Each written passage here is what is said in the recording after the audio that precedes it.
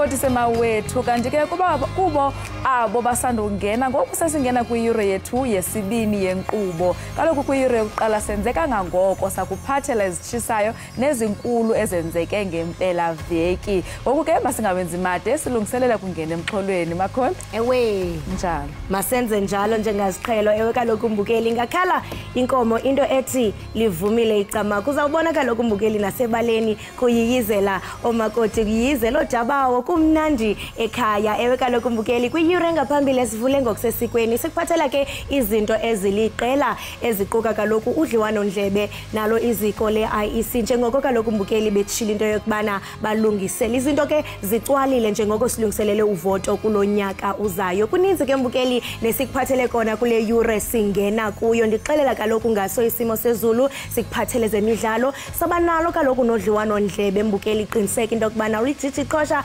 awugqusha lazi ubukele apha ekhaya. Jikelele Jimlo ukhalo saka lubisi umadlongothi umazipha amathenga wetyala masijonge siphala phambili.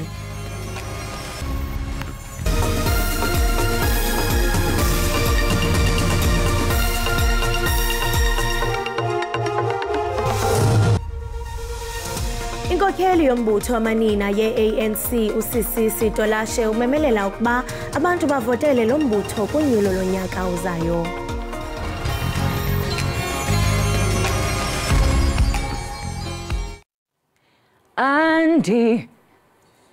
Andinanto ondize kanye nkosi ndize kanye nkosi yam. Molweni makhaya igama lam ndingu Ikhona ndiyimvumi. Zenihlale ke nibukele Ekhaya Jikelele apha ku SABC Plus nonwabela izinto ezifana nezemidlalo ezendaba nazo zonke ezinye izinto enizithandayo emakhaya ningahambi.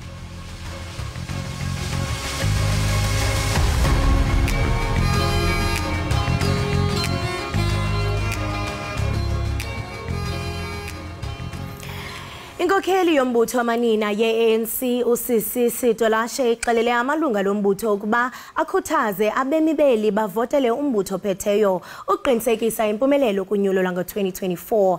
Ebethetha kwinkomfa yamanina nalapho ke abathunywa bebeshukuxa imiba yombutho ezopolitiko izisombululo nemo yemigaqo-nkqubo.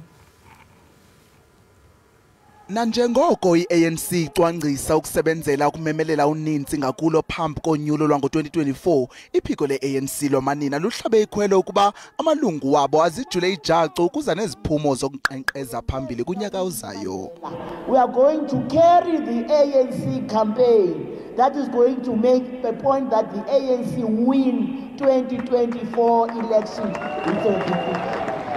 Iphiko le-ANC lamanina likwatshotshe entla mayelana nesiphithiphithi sendebe yamabhokobhoko KwaZulu-Natal. Ekuqaleni kwale veki bagxeke kabukhali umphathiswa wophuhliso loqoqosho uSiboniso Duma ngokujongela phansi inkulu baphathiswa uNomusa Dube Ncube ze bamgxeka kabukhali ngabakubiza ngocalucalulo oluphandle ngokwesini. ANC can't be spared in fighting of gender-based violence. So we need to be more vociferous as Women's League, which we are, and we are going to deal with everyone else who is embarking on that. Malunga nokuchithwa kwephiko lamanina e-ANC KwaZulu-Natal, uTolashe uthi lo mba usenkundleni xa kungoku. Isigqeba senkokheli zeliphiko zephondo sanyulwa ngo-August kodwa sachithwa kungekudalanga kunozala wombutho ngenxa yezityholo zeenkqubo ezingezizo ezalandulwayo kuvoto.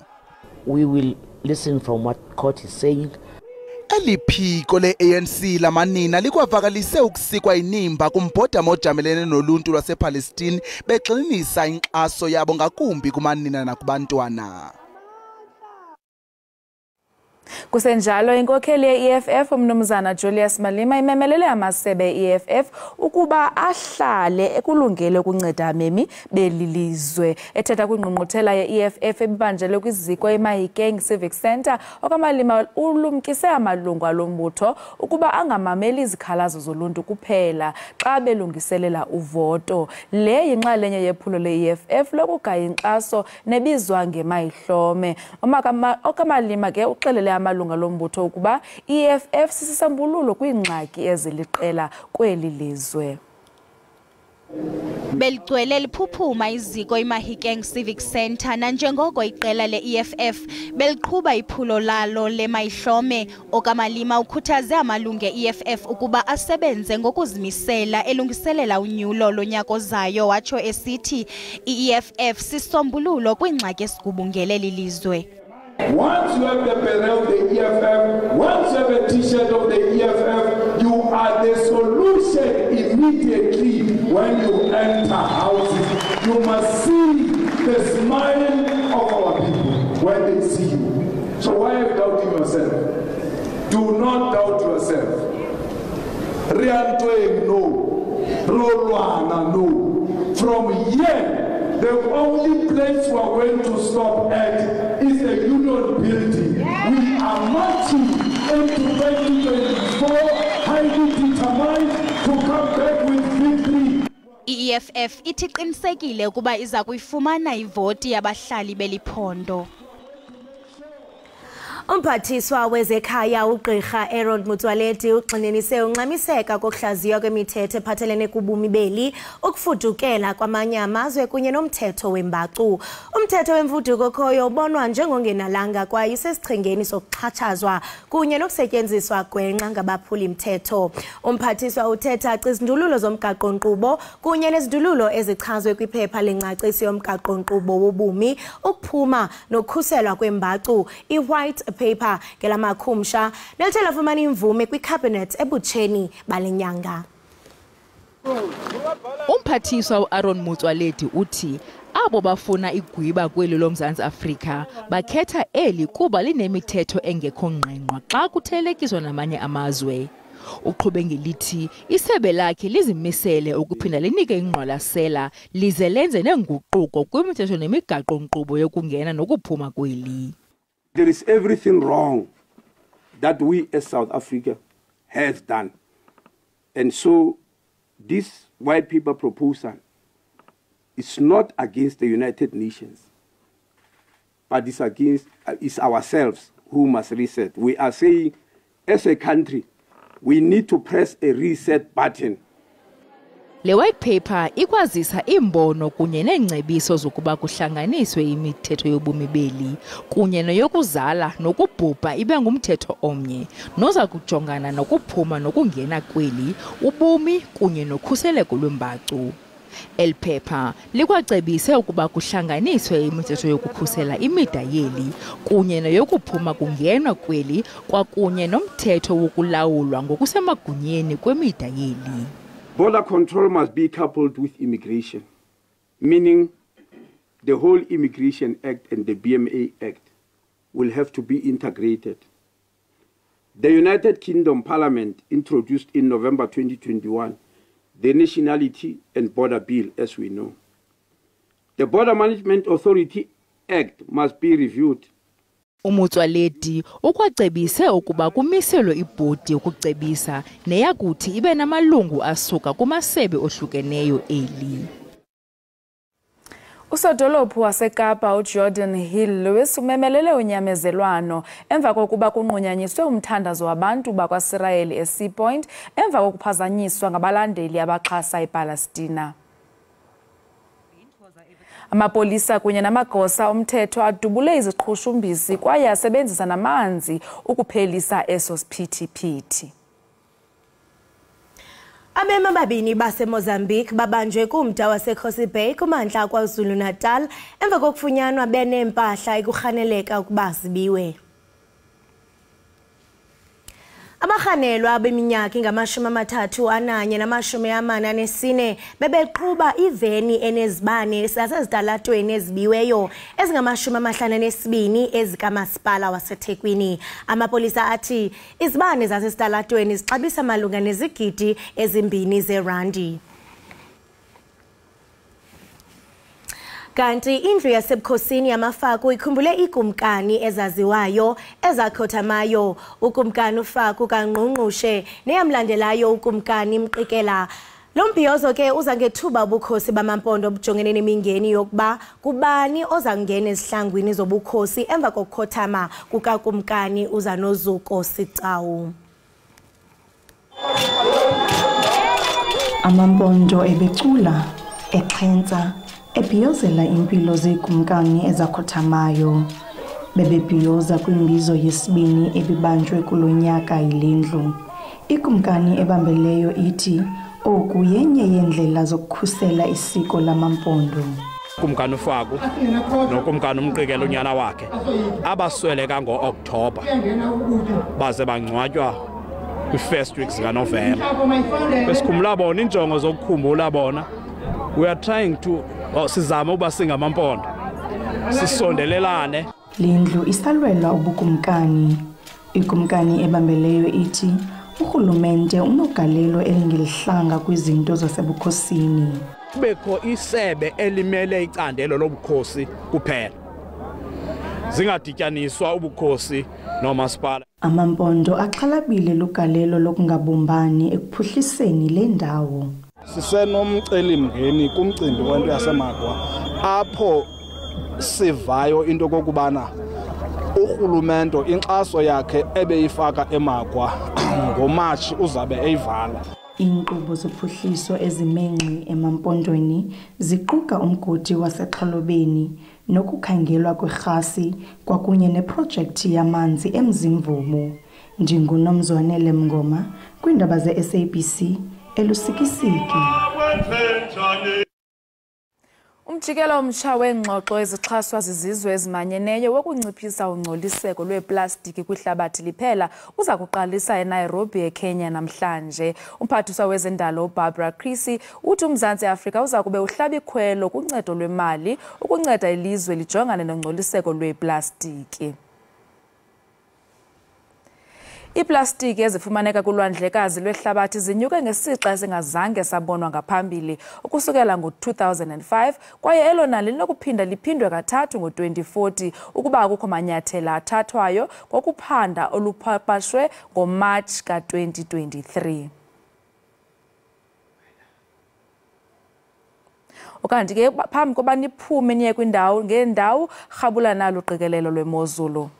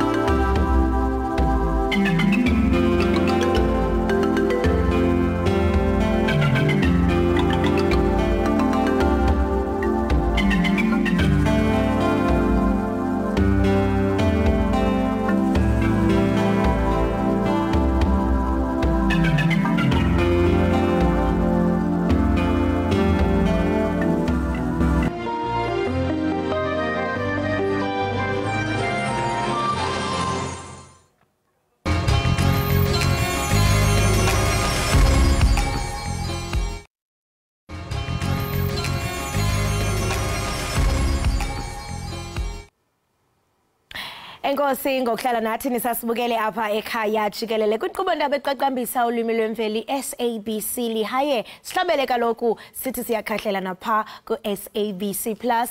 Ushaman Chanti ke ngelokuzalwa nguSinethemba Madesi kumbhali imbongi waseIndwe kwiphondo lapha eMpuma Koloni. Imibongo ke ayenzayo uyichaza njengemibongo yeminyanya. Ingaba kuthetha ukuthini na oko? Sinayike apha namhlanje uza kusichazela banzi ngaye. Sinethemba Izindaba masikubulise sikwamkele enkqubeni yethu Ekhaya Jikelele. Sibulele kakhulu ngento bana uyowasidina wathi izohlala kuleni tafile yethu. Enkosi kakhulu. Cemako kakuhle. Ninjani? Siyaphila nkusami inkosi kunjani kwena? Siyaphila nathi enkosi. Ngaphambi kokuba singene kuba siyaphawula lapho kuba wenza imibongo yeminyanya kubani uSinethemba sithetha nabani xa sithetha nawe? uSinethemba Madisi ngu shaman chant apha kwi arts ndiyabhala ndiyaperforma also do photography ne videography yabo kwezinye izinto enzenzayo zikhona nezinye kodwa ezinye ezininzi ecimako kakuhle ma Kamaku uzibiza ngokuba ungushaman chant eligama ingaba lisuka phi kubantu zama ukulirhumba shaman chant lisuka phi kanye ngumobe sanusa qha ke ngoku ndathi ndawufika apha eGauteng ndafumanisa abantu abaninzi abakwazi ulibiza kwendawo ndihamba kuzo liyabaxaka kakhulu so ndaye ndaliguqula yabo ndalisa kwisingesi kwaye kwabantu kabe kwabalulu bakwazi ulibiza shaman chant ligama nje phambi koba ndizibize umobe sanusa ndandizibiza unqalakazi ligama nje ndavuka nalo nje ngenye imini nje I think ku around 2018 yabo ligama nje avuka ngalo yabo ilento nami nditsho bayo yamba ligama endathwesa ngalo kweliminyanya yabo cemako kakuhle wow ilize kahle kakhulu kamnandi lihambi lana kwaye nento endiyenzayo nento enzama uyiphakamisa kuba igama kaloku udla ngokuthinto bana igama lakho yi-destiny yakho sawujonga igama lakho sijonge nalapho uyakhona kuhle kakhulu uyayitsho into bana imibongo yakho yimibongo yeminyanya ewe siswami no kukho abantu abaninzi ababhala ngendlela ezahlukileyo yabo kukho abantu uthi xa beseqongeni yabo umuntu xa ekwenzela i-love poem nawe uvele urelate kakhulu kule nto ayithethayo qombe yami noba zangophuka inhliziyo ngathi nami ndake ndophuka inhliziyo yabo ke mna ke ndizama ukumela yabo nokuthethelela abantu abaye singabantu bomoya yabo kwaye siye xa kufika ixesha elithile yabo ngendlela ezithile fumaniseke ba sihamba indlela nandithi loosely yokuthwasa okanye yokuba namaphupho ba fumaniseke ba abantu bakokwenu bathembele ngawo ba singaphila ngawo yabo so ukubhala kwami kugxile apho kakhulu yabo ukuthatha imiyalelo nezinto ezazikade zisenzeke ndandingaziqondi kakuhle zihamba kwexesha ndiyamanda iziqonde izinto yabo ndadecide ba mina ndifuna ugxila apha ekubhaleni kwami ile nto ndithi ancestral poetry ke ngoku yabo isobe seminyanya iminyanya for sure nayo iyacamagusha ithi siyabulela ixesha elininzi xa ndiseqongeni abantu xa ndisehla bayatsho nabanu yaphilisa fondini khona phuchukumisa kho ewe kudla ke lento kuthiwa kuba kaloku xa uzawuthi ubonga ngeminyanya apho ubhalele khona ubhalele emoyeni kakhulu siswami kukususa izinto zakwamoya uziso ngokwenyama uzama uzicacisa ba noko nomuntu oke wadlula kulento cha wangakwazi ukuthetha ngayo kanye wangayiqondi yabo athi xa enimamele ayichole nalapha kulento endithetha athi hayi man tyhini nansi lento ndandike ndadlula kuyo nami yabo so kuthi ukuthi nalo umrhabulisayo funeke ajiji iqhosha lomoya ni connect uviwe ndim khawebelene nathi ngemicelimngeni ojamelene nayo njengokuthi into bana you are in the art space mfisana okokuqala xa ungumuntu osebenzisa ilwimi lenkobe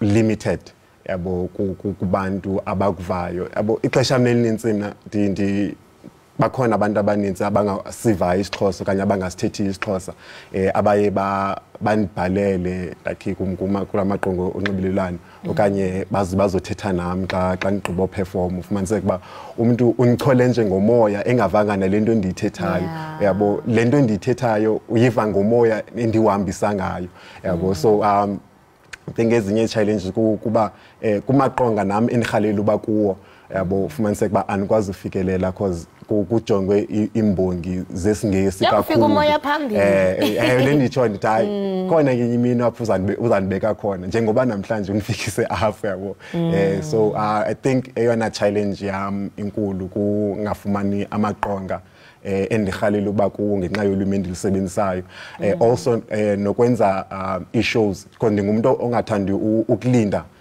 kwindawo uba mandibizwe ndiyathanda uzenzela nami izinto zami so ungabi nankxaso ngokwezemali ukuze nami ndizobhatala abantaka abaye banixhasi nami kwiinkqubo zami endizenzayo yabo ndingatsho ndithi wena mcelimngeni emkhulu because ayikho into endingakwazi uyimela yabo ngaphandle kwaleyo yoba andinayo lentuza le chance ye-funding yabo kuzinto ezenjabo ndingatsho ndithi hayi andinayo imicelimingeni emininzi yabo ile nto ye-funding nje qha ngoba ndisebenza nabantu nabo ba-professional and funeke bebhatele uyabo so ndingatsho yona mcelimngeni emkhulu ile nto yongabi namali nkxaso and xa uye wakwazi into yobana ukwazi u-identifya umcelimngeni ubukhulu becala amaxesha amanintsi ufumanisa into yobana noko uyakwazi into yobana okay since ingxaki ingu-A mandithi kanje nakanje nakanje ungathi ke mhlawumbi kwizicwangciso zakho othe wabona into yobana hayi ndirhuqeka ndiye kweli cala ingaba mhlawumbi uceba njani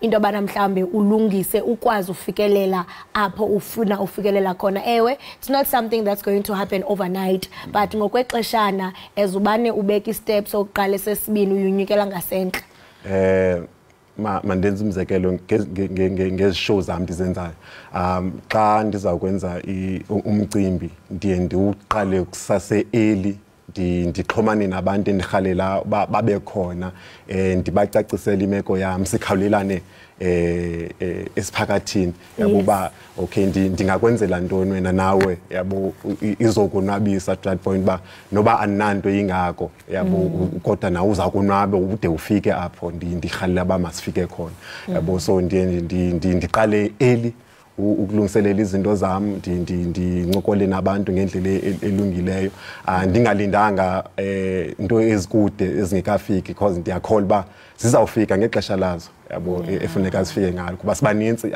apha kwezenkcubeko kwaye sonke sisijongile lenkxaso karhulumente kodwa ngumntu othanda uzibambezela ngayo qala before lenze lento ndikuqolela uyenza uziqalela kwasawena uthande lonto nami xa uthi no awuzulinda inkxaso uzawuzenzela wena qha ingxaki ngoku kube mhlambe unikeze aba bathe baxhasa kodwa ke you never know into bana naleyo uthi uyayenza iyakuthatha ikubeke phi abalandeli bakho zintoni mhlambe bangathi bakulindele kuzo ndisanqonelela ukwenza imicimbi kakhulu apho khona ndibiza abantu kudala ndinqonela usebenza nabo kwaye khona i-tape endisebenza kuyo ayika binamkhombandlela oxilileyo kodwa zikhona ingoma ezisendizibekile ezikhoyo kwaye nge-1 kaDisemba ndinomcimbi called Shaman Chanting Live 3 like i-show yami yesithathu le ndizenza kanye ngonyaka but aziyi-annual event what does it ukhetha day ekusho ukuthi sizolala ndizenza ngamaxesha ohlukileyo ngeentsuku ezohlukileyo so ayonto annual yabona ngona ndenza kanye ngonyaka yabo so the theme for this coming show is called Masambi Siyophila kuba nami ndingumuntu oye wake wadlula kwinqanaba lo xhomana nokuthwasa yabo kodwa in the most traditional way yabo so ndiyazama ngalomcimbi into enzayo ndibonakalisa indlela endiyihambileyo nami encinga banintsi abantu abake bayahamba qha abayiqondi okanye abathethi ngayo ndenza umcimbi ndazi into ngesilungu i-comfort zone for abantu bomoya yabo abagula ngomoya because sonke ndiyakholwa uba siyagula ngokomoya sonke yabo bekhona apha ixesha khona funeka siphilile yabo zizinjongo zalo mcimbi ndizabe ndiwenza ke nge-1 kaDisemba sibizwa ngumoya selufikile apha ekhaya Jikelele siyaqonda into yobana sizaya evenkileni ngoku kodwa xa sibuya sizawubuya ngawe seluthethile ngobomi bakho nangemiyalezo equlathe kwimibongo yakho yintoni ozawuphakela ababukeli bethu balapha ekhaya Jikelele nabo kaloku baphile ngokomoya ndibaphathela uncutshu ndibaphathela ukuphila ndingatsho nje qha kwangoku. Hayi Bukeli uzivele uthi uniphathele ukuphila uniphathele uncuthu uqinisekani babukela into yokubana nigqusha lazi sawuthi qhwe evenkileni kodwa xa sibuya uSinethemba Matesi ongumbhali wemibongo uza kube kanti Mbukeli ephokozela isizwe ningagunqi nibukele iEkhaya Jikelele.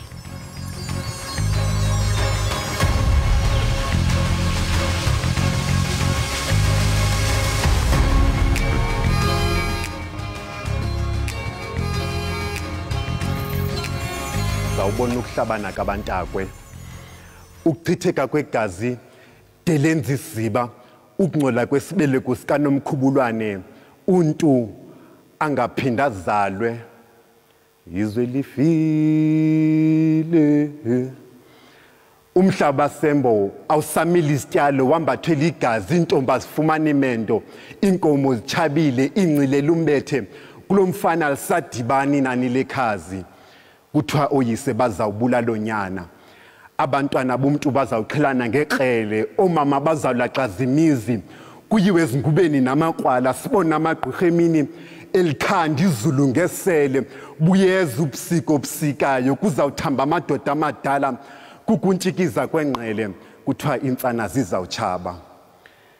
Umlambo uzawuchiphiza iinyembezi, sizawubona ukuwa kweentsika ezimisa intaba, ulwandle luzawuqala imbilili, umbono wegongqongqo liginya ilanga, ze lijike lijonge embo ngamehla avutha umlilo, sinqoza isigodlo likhali ibhelempe, umkhonto uzawutya inyama, igazi liqengqeleke emgqubeni, de longcolisa amanzi azisa impilo, kunuka